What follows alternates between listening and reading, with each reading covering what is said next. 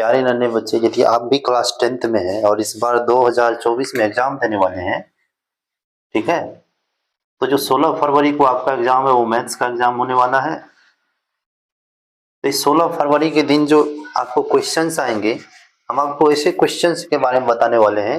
प्यारे नन्हे बच्चे, आपको ऐसे क्वेश्चंस के बारे में बताने जाने वाले हैं जो एनसीईआरटी से ही आते हैं और सीधे सीधे आपके एग्जाम में आएंगे। तो आप are you ready to see it? क्या आप इसको देखेंगे?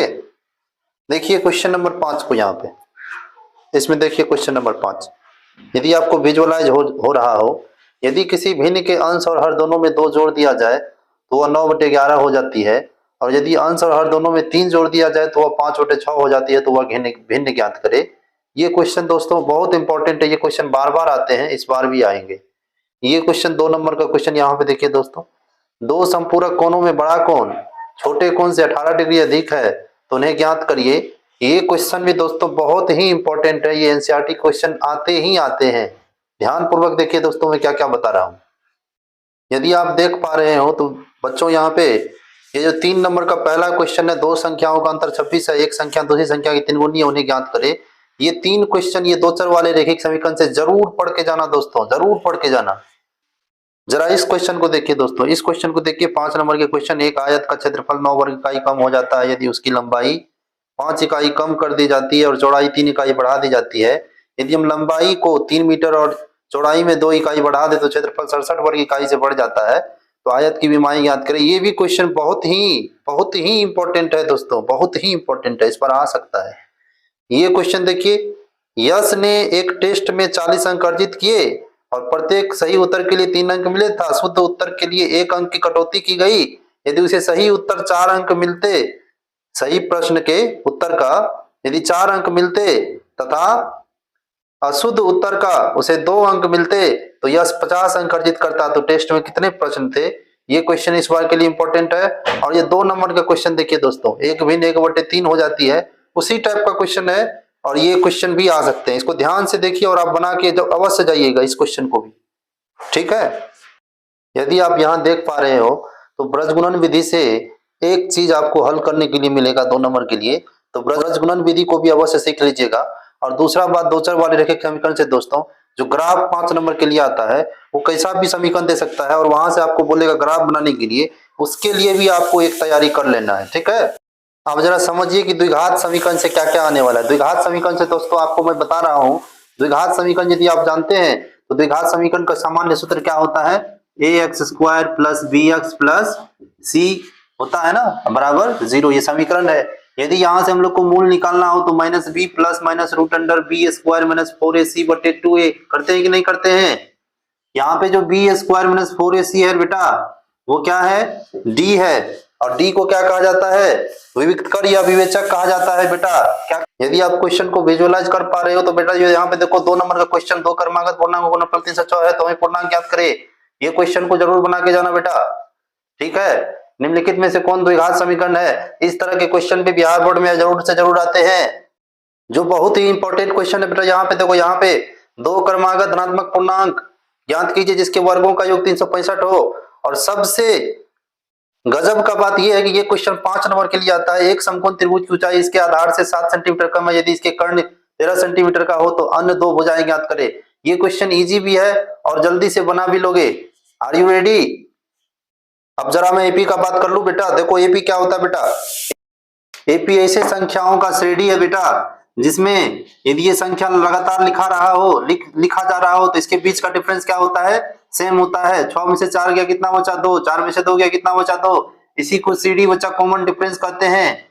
इसको क्या कहते हैं? सार्वंतर कहा जाता है। और ऐसे क्वेश्चन ऑब्जेक्टिव के लिए जरूर से जरूर आते हैं। और बेटा ध्यान से सुनो, इसका जो nवां पद होता है an बराबर वो क्या होता है? a plus n minus 1 into D, जहां पे n को अंतिम पद, a को प्रथम पद, d को सर्वांतर कहा जाता है। और n क्या है बेटा? पदों की संख्या है। प्रथम पद को a कहा जाता है बेटा। और d निकालने के लिए क्या करते हैं? किसी भी लगातार 2 पदों में से अगले पद एवं पिछले पद को घटाते हैं। क्या ये एपी में है? ऐसा भी क्वेश्चन रहता है, क्या ये एपी में है? ये लो 7, 10, 13, क्या ये एपी में है? बोलो। तो सर इसमें 3 जोड़ने पर 10 आया, इसमें 3 जोड़ने पर 13 आया, सर ये एपी में है। लगातार हम तो तीन तीन ही जोड़ते हैं, इसके बीच का डिफरेंस समान है इसीलिए एपी में है, ठीक है कि नहीं है। उसके बाद बेटा और क्या आता है क्वेश्चन, समझो जरा सा बात को। यहाँ पे देखो, देखो जरा सा, ये जो एस एन बराबर होता है बेटा, एस एन बराबर वो क्या होता है, एन बटे two into two A plus N minus one into T, जहां पे एन एस एन क्या है, एन पदों का योग है, ठीक है। यदि पूछे कि तीन अंकों की कुल कितनी संख्या है जो 7 से विभाजित है, तो 7 से विभाजित होने वाली प्रथम सबसे छोटी संख्या क्या है 3 अंकों की, तो हम लोग पहले इसको क्या करेंगे, 7 से डिवाइड करेंगे इसे करके, 7 का 7 3, 7 चौके 28 2, और इसका डिफरेंस घटा लो, 7 में से 2 गया, कितना बचा 5, और 105 100 में जोड़ दो। ये पहला 3 अंकों की छोटी संख्या है जो 7 से विभाजित है, इसके अगला वाला इसमें 7 जोड़ने पर आएगा 112, इसी तरह से डॉट डॉट डॉट करो, और अंतिम 3 अंकों की सबसे बड़ी संख्या 7 है, इसमें भागा करो, 7 का 7 2 आया, ठीक है, घटा करके यहाँ पे 2 आया, 9 7 चौके 28, घट के कितना आएगा 1, फिर 9 7 दूनी 14, कितना आया 5, तो सीधे सीधे 5 घटाओ, इसमें से 994 हो गया, ये क्या हो गया अंतिम पद हो गया ए एन, ये प्रथम पद हो गया ए, और डी हो गया 7 बेटा। यहां से क्या करेंगे हम लोग, ए एन बराबर फॉर्मूला लगा लेंगे, ए एन बराबर A plus N minus one into D. बात समझ में आ रही है, ए एन बराबर क्या लगाओगे बोलो, ए एन बराबर लगाओगे A plus N minus one into D. अब जरा हमको बता दो ए एन का मान क्या है, 994 बराबर ए का मान है 105 plus N minus one into d, n तो निकालना ही है, और डी का मान कितना रखोगे बेटा बोलो 7, और यहां से एन कैलकुलेट कर लेंगे आराम से, हम लोग कर लेंगे कि नहीं कर लेंगे। आइए जरा आप त्रिभुज के बारे में जरा देख लेते हैं, त्रिभुज में क्या क्या पूछा जाता है, जरा वो उस बात को देखते हैं। पहला पार्ट बेटा समरूपता का, समरूप त्रिभुज क्या होता है, ऐसे दो त्रिभुज जिसके संगत कोण और संगत भुजा क्या हो, संगत कोण तो बराबर हो, संगत भुजा समानुपाती हो, उसको क्या बोलते हैं बेटा, समरूप त्रिभुज बोलते हैं।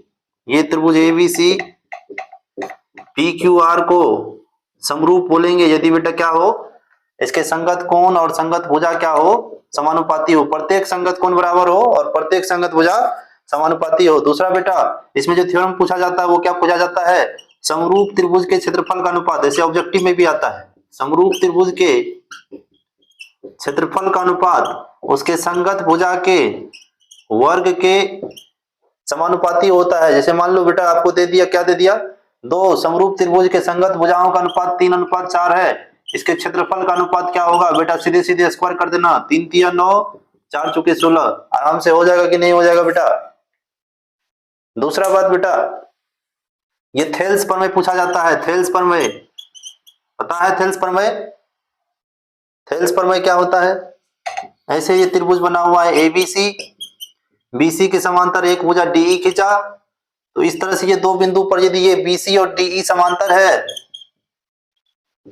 तो आपको ये साबित करके दिखाना होगा एडी बटे डीबी बराबर एई बटे ईसी, 5 नंबर के लिए आता है बेटा इसको सिद्ध करने के लिए।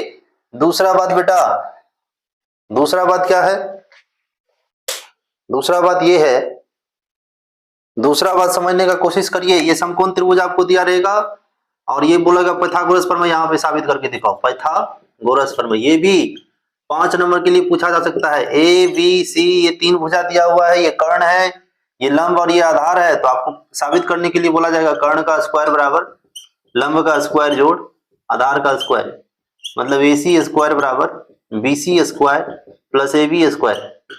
सर आप तो प्रूफ ही नहीं कर रहे हैं, यदि प्रूफ को देखना चाहते हैं तो हमारे प्रीवियस लेक्चर को जाके देखिए दोस्तों, वहां पे मैं प्रूफ करा हुआ हूँ। अब जल्दी से देखो बेटा, निर्देशांक ज्यामिति में क्या इंपॉर्टेंट था, निर्देशांक ज्यामिति का पहले एप्लीकेशन तो समझो बेटा। निर्देशांक ज्यामिति में क्या होता है बेटा, एक्स अक्ष और वाई अक्ष के बारे में जानते हो ना, एक्स अक्ष और वाई अक्ष के बारे में जानते हो ना। एक्स अक्ष पर किसी बिंदु का निर्देशांक x, 0 लेते हैं और वाई अक्ष पर किसी बिंदु का निर्देशांक 0, y लेते हैं। एक्स निर्देशांक को कोटि कहा जाता है, वाई निर्देशांक को भुज कहा जाता है बेटा। दूरी सूत्र क्या होता है, दूरी सूत्र क्या होता है बेटा, दूरी सूत्र होता है किसी भी दो बिंदु का यदि निर्देशांक दिया हो x1 y1 और x2 y2 तो क्या होगा, root under x2 minus x1 का whole square plus y2 minus y1 का होल स्क्वायर। मूल बिंदु का निर्देशांक क्या होता है बेटा, 0,0 होता है। बोलेगा मूल बिंदु से a, b की दूरी बताओ, तो क्या करोगे, x2 माइनस x1 का square plus y2 minus y1 का स्क्वायर अंडर रूट लगाओगे, क्या मिलेगा, A square plus B square under root में मिलेगा कि नहीं मिलेगा। इसी तरह से बेटा विभाजन सूत्र याद है क्या। अब जरा विभाजन सूत्र को देखो बेटा, y बराबर क्या होता है, mx2 प्लस nx1 बटे m प्लस n, ये x बराबर होगा, और y बराबर क्या हो जाएगा, my2 प्लस ny1 बटे m प्लस 1। जब ये इंटरनली डिवीजन होता है तब ऐसा वाला सूत्र होता है बेटा, ये विभाजन फॉर्मूला है, अंत विभाजन फॉर्मूला है बेटा। दूसरा बेटा त्रिभुज का जो सूत्र होता है, यदि तीन निर्देशांक दिया हो, त्रिभुज का क्षेत्रफल क्या होगा, x1 y1 x2 y2 और x3 y3 दिया रहता है। त्रिभुज का निर्देशांक इस तरह से दिया रहता है बेटा, कैसे दिया रहता है, ये मान लो x1 y1 है निर्देशांक, ये x2 y2 है और ये x3 y3 है। तो इस त्रिभुज का क्षेत्रफल निकालने के लिए फॉर्मूला आता है 1/2 into x1 into y2 minus y3 plus x2 into y3 minus y1 plus x2 into और x3 इंटू y1 घटाओ y2। ये फॉर्मूला आप याद कर लो बेटा, इससे भी क्वेश्चन आएंगे। और यदि पूछे कहेंगे कि आपको जो तीन बिंदु क्या है, संरेखी है और इसका निर्देशांक x1 y1 x2 y2 और x3 y3 है, तो इसका भी त्रिभुज का क्षेत्रफल यहाँ पे क्या करेंगे, 0 के बराबर कर देंगे। तो जो अननोन वैल्यू है वो आपको पता हो जाएगा बेटा। अब जरा त्रिकोणमिति में देखो बेटा क्या इंपॉर्टेंट था, त्रिकोणमिति में क्या क्या पूछा जाता है बेटा, देख लो त्रिकोणमिति को भी। सबसे पहले ये जान लो बेटा, sine theta cos theta tan theta बराबर क्या होता है, साइन, ऐसे याद रखो, लाल कक्का के ए, लंब बटे कर्ण आधार बटे कर्ण लंब बटे आधार। बेटा जल्दी से रिवाइज करो, cosec थीटा बराबर क्या होगा, इसका व्युत्क्रम होता है साइन का, तो ये k बाय l हो जाएगा। इसका व्युत्क्रम cos का व्युत्क्रम sec होता है, k बाय a हो जाएगा। जल्दी बोलो, cot का व्युत्क्रम a बाय l हो जाएगा कि नहीं हो जाएगा, बोलो इतना आसान है कि नहीं है, आसान है सर। बोलोगे बेटा त्रिकोणमिति में इंपॉर्टेंट क्या है सर, तो मैं बोलूंगा ये 9 sec स्क्वायर 9 tan स्क्वायर, इस तरह के क्वेश्चन को याद रखो और इसको बनाने का अभ्यास रखो बेटा। इस तरह के क्वेश्चन भी आते हैं, ये क्वेश्चन देख रहे हो, ये क्वेश्चन यदि आपको दिख रहा हो बेटा, ये क्वेश्चन यदि आपको दिख रहा हो 9 नंबर, ये 9 नहीं 4 का 1, ठीक है। तो इस तरह के क्वेश्चन को या ये क्वेश्चन जो है इस तरह के ऑब्जेक्टिव को, और दूसरा बात समझो बेटा, दूसरा बात समझो, ये क्वेश्चन बार बार आते हैं, ये क्वेश्चन दिख रहा है क्या, ये जो 5 का जो 1 नंबर का क्वेश्चन है, 2 नंबर का क्वेश्चन है, या जो यहाँ पे देखिए बेटा 5 नंबर का क्वेश्चन जो है वो ये 5 नंबर के लिए ही आता है बेटा। और ये क्वेश्चन जो 6 नंबर का है, 6 नंबर का देख रहे हो, ये 2 नंबर के लिए आ सकता है बेटा। और आपको जान के हैरानी नहीं होना चाहिए, ये जो क्वेश्चन 8 नंबर का देख रहे हो, ये भी 5 नंबर के लिए क्वेश्चन आ सकता है और आया हुआ है दोस्तों, तो आप इसका तैयारी करके रखें, ठीक है बेटा। अब दूसरा बेटा देखिए, त्रिकोणमिति के अनुप्रयोग से क्या क्या पूछा जाता है। त्रिकोणमिति के अनुप्रयोग में ये क्वेश्चन, आंधी वाला क्वेश्चन बहुत ही इंपॉर्टेंट है बेटा, बार बार ये आते रहता है बेटा। और ये 4 नंबर का क्वेश्चन देखो, 4 नंबर का क्वेश्चन यहाँ देख रहा है, ये 4 नंबर का क्वेश्चन। दूसरा बेटा इधर आ जाओ, इधर आ जाओ बेटा, ये 5 नंबर का क्वेश्चन भी इंपॉर्टेंट है, 5 नंबर के क्वेश्चन को भी करके जाना बेटा। अब इधर देखिए, इधर देखिए क्या इंपॉर्टेंट है। दूसरा बेटा ये 7 नंबर का क्वेश्चन, इसको भी आप बना करके बार बार जाओ बेटा। तीसरा बात बेटा यहाँ पे आ जाओ, 12 नंबर पे, सीधे सीधे 12 नंबर पे आओ बेटा। 12 नंबर का क्वेश्चन भी इंपॉर्टेंट है बेटा, ये क्वेश्चन भी रिपीट होता है बार बार बेटा। ये जो 16 नंबर का क्वेश्चन देख रहा है बेटा, ये 16 नंबर का क्वेश्चन फर्स्ट या सेकेंड सिटिंग में निश्चित ही बेटा आएगा, जरूर देख के जाए। तीसरा बात बेटा देखो, वृत्त को देखो बेटा, वृत्त को समझो जरा बेटा। ये यदि एक भी बिंदु यहाँ पे प्रतिच्छेद नहीं कर रहा है तो इसको क्या बोलेंगे बेटा, अप्रतिच्छेदी रेखा। इसको प्रतिच्छेद कर दिया, इसको प्रतिच्छेदी बोलेंगे। इसको स्पर्श किया, इसको स्पर्श रेखा कहते हैं बेटा। स्पर्श रेखा जो है वृत्त के एक बिंदु से गुजरता है, जिस बिंदु से होकर गुजरता है उस बिंदु को स्पर्श बिंदु कहते हैं बेटा। इस तरह के क्वेश्चन भी आपको ऑब्जेक्टिव में देखने को मिल सकते हैं। एक बिंदु से कितने स्पर्श रेखा खींचे जा सकते हैं, एक और केवल एक। और यहाँ पे देखो बेटा, किसी वृत्त के स्पर्श रेखा के छेदक एक विशिष्ट दशा में जब एक संगत जीवा के दोनों सिरे संपाती हो जाए तो इस तरह से दो रेखा समांतर होता है बेटा। स्पर्श बिंदु पर जब एक त्रिज्या खींचा जाता है तो वो बेटा लंब होता है। ये सब ऑब्जेक्टिव के लिए आ सकता है बेटा। दूसरा बात यहाँ पे समझने की कोशिश करो बेटा, किसी वृत्त की स्पर्श रेखा उसे डैश बिंदुओं पर प्रतिच्छेद करती है, किसी वृत्त की स्पर्श रेखा उसे एक बिंदु पर ही प्रतिच्छेद करेगा बेटा। वृत्त तथा उसके स्पर्श रेखा के वंश बिंदु को क्या कहते हैं, क्या कहते हैं, वृत्त तथा उसके वृत्त तथा उसके स्पर्श रेखा के वनिष्ठ स्पर्श बिंदु कहा जाता है। क्या कहा जाता है? स्पर्श। ये थ्योरम जो 5 नंबर के लिए आता है बेटा, वाई बिंदु से वृत्त पर खींची गई स्पर्श रेखा की लंबाइयां बराबर होती है, इसको जरूर रिवाइज करके जाना बेटा। यदि आप रचना को जानते हैं तो इसमें से बेटा एक टाइप तो ये वाला 4 सेंटीमीटर, 5 सेंटीमीटर, 6 सेंटीमीटर भुजा वाले त्रिभुज की रचना कीजिए यदि इसके समरूप अन्य त्रिभुज की रचना कीजिए जिसकी भुजाएं दिए हुए त्रिभुज की संगत भुजा के 2/3 गुनी हो, और दूसरा वाला बात 7/5 गुनी हो। इस दोनों टाइप के क्वेश्चन को बना के जाना बेटा। और उसके बाद वृत्त में बेटा ये क्वेश्चन बहुत ही इंपॉर्टेंट होगा। ये 60 डिग्री वाला 4 नंबर का जो क्वेश्चन है बेटा, 4 नंबर का क्वेश्चन देख रहे हो यदि, तो ये 4 नंबर के क्वेश्चन बहुत ही इंपॉर्टेंट होने वाले बेटा। जैसे मैं क्षेत्रफल का बात करता हूँ बेटा, आप क्षेत्रमिति में कम से कम फॉर्मूला को याद रखे बेटा, बहुत सारे क्वेश्चन ऐसे ही बन जाएंगे बेटा। त्रिभुज का परिधि और व्यास के अनुपात को क्या कहते हैं बेटा? पाई कहा जाता है बेटा। ठीक है, ये जल्दी से यहाँ पे त्रिज्या खंड को देखो बेटा, त्रिज्या खंड का क्षेत्रफल θ/360 9 पाई r स्क्वायर होता है बेटा। चाप की लंबाई θ/360 9 2 पाई r होगा बेटा। आगे बढ़ते हैं, चाप की लंबाई है ना θ/360 9 2 पाई r। और जो बेटा वृत्तखंड का क्षेत्रफल होता है, वृत्तखंड का, वो वृत्तखंड का क्षेत्रफल क्या होता है बेटा, बताओगे क्या? ये त्रिज्यखंड का क्षेत्रफल तो ठीक है, लेकिन वृत्तखंड का क्षेत्रफल क्या होगा? यहाँ पे ये देख रहे हो ऊपर में जो वृत्तखंड बन रहा है, तो त्रिज्याखंड का क्षेत्रफल माइनस त्रिभुज AOB का क्षेत्रफल। समझ में आ रहा है बात? इधर से आइए बेटा, इसमें से कोई भी क्वेश्चन हम लोग को पूछा जा सकता है, इसके लिए इसमें कोई इंपॉर्टेंट और ना इंपॉर्टेंट करने का बात नहीं, इसलिए आप इसके फॉर्मूला को जरूर से याद रखें। बात समझ में आ रही है बेटा? आइए आगे बढ़ते हैं हम लोग, आगे बढ़ते हैं हम लोग पृष्ठीय क्षेत्रफल एवं आयतन में आते हैं बेटा। यहां से देखो बेटा, रिवाइज करो बेटा, ये है क्या है? ये बेटा घनाभ है। घनाभ को देख रहे हो बेटा, घनाभ का क्षेत्रफल क्या होता है? संपूर्ण क्षेत्रफल निकालना हो तो 2 इंटू लंबाई प्लस चौड़ाई इंटू चौड़ाई गुना ऊंचाई प्लस ऊंचाई गुना लंबाई। ये शंकु देख रहे हो बेटा, शंकु का वक्र पृष्ठ क्षेत्रफल पाई आर एल और संपूर्ण पृष्ठ pi R into R plus L. बेलन का संपूर्ण पृष्ठ क्षेत्रफल 2 pi R H into R plus H, 2 pi R into R plus H संपूर्ण पृष्ठ क्षेत्रफल, और वक्र पृष्ठ क्षेत्रफल 2 पाई आर एच होगा बेटा। ये वृत्त नहीं, ये मान लो गोला है, ये 3 डायमेंशनल फिगर है बेटा। गोला का आयतन कितना होता है बेटा? 4/3 पाई आर क्यूब, और इसका जो क्षेत्रफल होगा बेटा 4 पाई आर स्क्वायर होगा बेटा। अर्धगोला का आयतन निकालना हो, अर्धगोला का आयतन तो 2/3 पाई आर क्यूब, और क्षेत्रफल पृष्ठ वक्र दोनों होगा, वक्र पृष्ठ क्षेत्रफल और संपूर्ण पृष्ठ क्षेत्रफल दोनों होगा बेटा। अर्धगोला का वक्र पृष्ठ क्षेत्रफल कितना होगा? अर्धगोला का होगा वक्र पृष्ठ क्षेत्रफल 2 पाई आर स्क्वायर और संपूर्ण पृष्ठ क्षेत्रफल 3 पाई आर स्क्वायर होता है बेटा। यदि आप ध्यान पूर्वक यहाँ पे देख पा रहे हो बेटा, ये 3 नंबर के क्वेश्चन बहुत ज्यादा इंपॉर्टेंट होते हैं बेटा। ये क्वेश्चन बार बार आए हुए हैं बेटा, ये क्वेश्चन, ठीक है, तो इसको जरूर से पढ़ के जाए बेटा, बना के जाए इसको। ये 9 नंबर का क्वेश्चन बेटा हमेशा ही 5 नंबर के लिए पूछा जाता है बेटा, कई बार पूछ चुका है बेटा, इसको भी बना करके जाना जरूर बेटा। यदि बेटा आपको शंकु के छिन्नक के बारे में जानकारी नहीं हो तो आप जल्दी से जानकारी ले ले बेटा। शंकु के छिन्नक का आयतन 1/3 पाई एच इंटू, हम जैसे बेटा पढ़ाते वो बड़ा आर स्क्वायर प्लस छोटा आर स्क्वायर प्लस बड़ा आर इंटू छोटा आर लेते हैं बेटा। यहाँ पे R1 R2 लिया हुआ है। शंकु के छिन्नक का वक्र पृष्ठ क्षेत्रफल देखो बेटा, पाई इंटू बड़ा आर प्लस छोटा आर इंटू एल होता है बेटा, जहाँ एल बराबर √h square plus R1 minus R2 का स्क्वायर बेटा, बड़ा आर माइनस छोटा आर का स्क्वायर। शंकु के छिन्नक का संपूर्ण पृष्ठ क्षेत्रफल पाई इंटू बड़ा आर प्लस छोटा आर प्लस पाई इंटू बड़ा R square plus pi into छोटा आर स्क्वायर।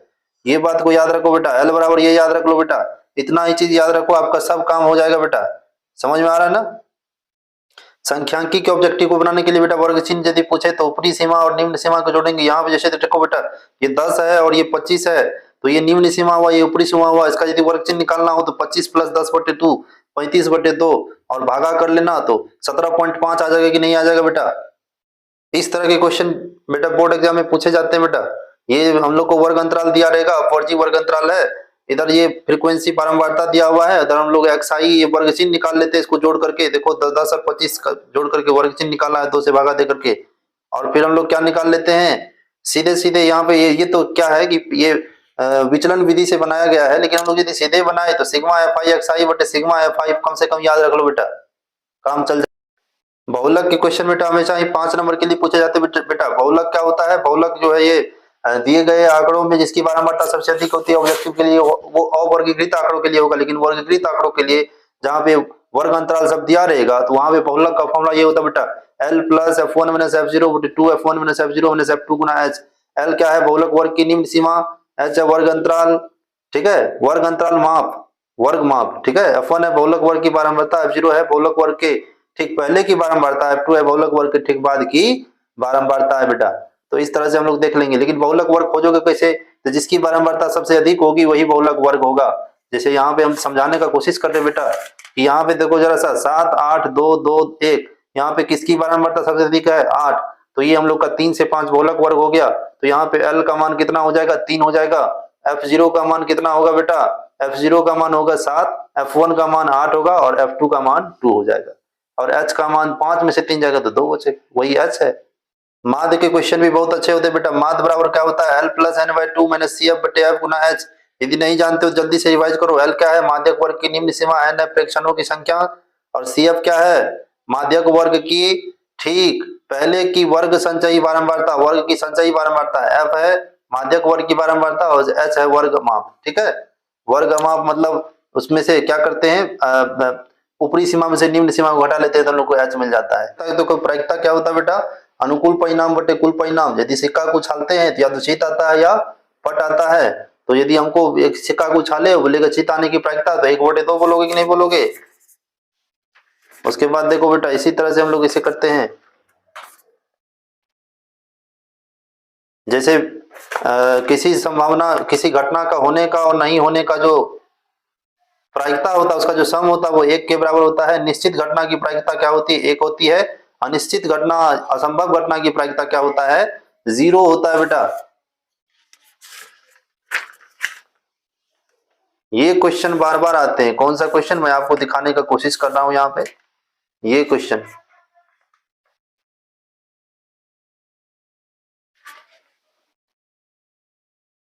ये 20 बल्बों के समूह में ये वाला क्वेश्चन बेटा बार बार आने का काम होता है। इसीलिए आप जरूर पढ़ के जाए।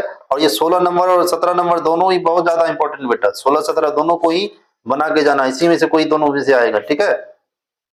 इतना आसान है। वास्तविक संख्या से जो आने वाला क्वेश्चन होगा वो क्या होगा? वास्तविक संख्या से क्वेश्चन आएंगे क्या चीज पे? निम्नलिखित में कौन परिमेय है, कौन अपरिमेय है, इस तरह के ऑब्जेक्टिव आएंगे। एलसीएम एचसीएफ गुणनखंड विधि से ज्ञात करने के लिए आएगा। एचसीएफ आएगा यूक्लिड विभाजन परिमेयिका से ज्ञात करने के लिए। इसको रिवाइज करना है बेटा आपको, ठीक है। यही सब बात रहने वाला है हम लोगों के पास। यही हम लोग का सिलेबस है और इतना ही पढ़ के हम लोगों को जाना है। इतना कर लो बेटा, इतना कर लो। मैं जितना बोला हूं आपको अभी तुरंत जो है 70 to 75% मार्क यहां से पूछे जाएंगे इस गैसेस क्वेश्चन से। Are you getting?